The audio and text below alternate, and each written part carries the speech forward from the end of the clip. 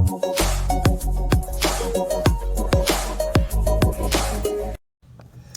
everybody, Cynthia here. I'm back with another inspiration found project collaboration that I do with my friend Misha at Scraps and Things 1. Hi Misha.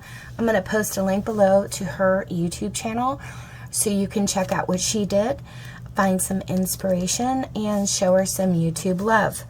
So this week we were supposed to do an embellishment book box. Last week we did an embellishment for each season, so I'll post a link below to that video in case you missed it. And then we're going to do a swap with the book box and the embellishments. So I was completely and totally inspired by Christy Ann's Crafty Adventure channel here on YouTube. I'm going to post a link below to her tutorial that I followed. She does an amazing tutorial. She shows you how to do a cover with chipboard or without, and it just really inspired me. As a matter of fact, it inspired me so much that I came up with some measurements of my own, and I will be back. I'm going to give you a sneak peek right now of an embellishment box that I made. It's an 8x6. I came up with those measurements, and we're going to do that together in the next video. But for this video, I'm going to show you what I made from her tutorial. So I used one of these doilies, and I got them from the die cuts pack from the Paper Studio, which is at Hobby Lobby. I used a mint colored one.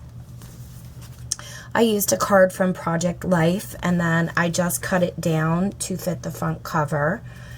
And then I also used some paper from the Paper Studio. It's really pretty. It has like, some of the paper has this rose gold foil accents, and it was called In Bloom, and the Paper Studio is also at Hobby Lobby. And this is the embellishment book box I made following her awesome tutorial. Now, embellishment book boxes have been around forever.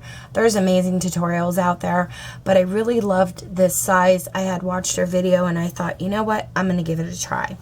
So this one says, do more of what makes you happy, which I think we all need to do. And I have that doily. I had cut it in half and put it behind my sentiment, which I had backed up on black cardstock and then pink. And I didn't really want to decorate it too much because I thought the paper is so beautiful that it kind of just speaks for itself. But this is what it looks like. It has a pink satin ribbon closure. Okay, and when you open it, this is what it looks like on the inside. So I went ahead and I embossed my acetate with a flower. See if the camera can pick it up. I'll just tilt it around. But I used a flower embossing folder, and in the next video I'll show you a tip on how to emboss it without cracking it. So that's the lid, and then this is the inside, and she shows you how to create all of these little embellishment boxes that can be removed, which I absolutely loved.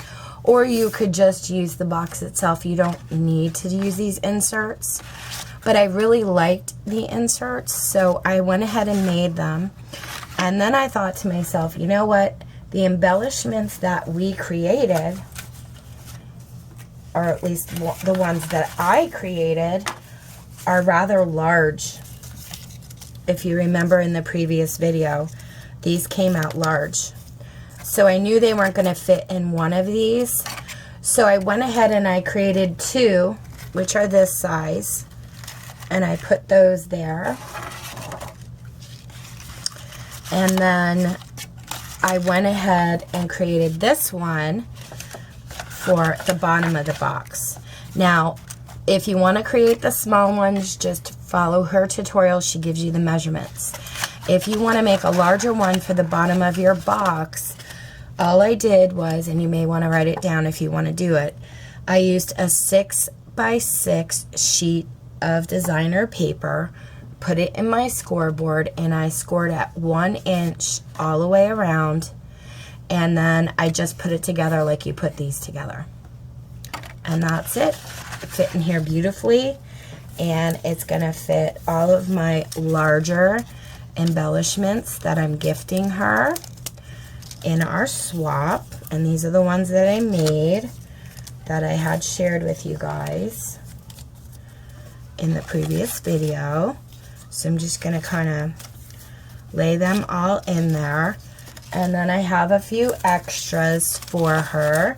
And if you want to check out all the extras, be sure to visit her channel that I'm posting below at Scraps and Things 1, and I'm sure she'll share them with you.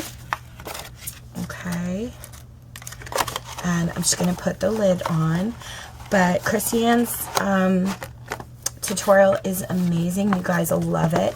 And after I made one, I got super excited. Like, I'm addicted now. Like, I want to make all different types, all different sizes. And I loved, this is the one with the chipboard, because I thought, you know what, if we're going to exchange them in a swap, I want her to have a keepsake box that'll last and not, you know, because this is kind of flimsy and it might get smushed. And I thought she could use this and just store her embellishments. And that's it, guys. If you have any questions, let me know.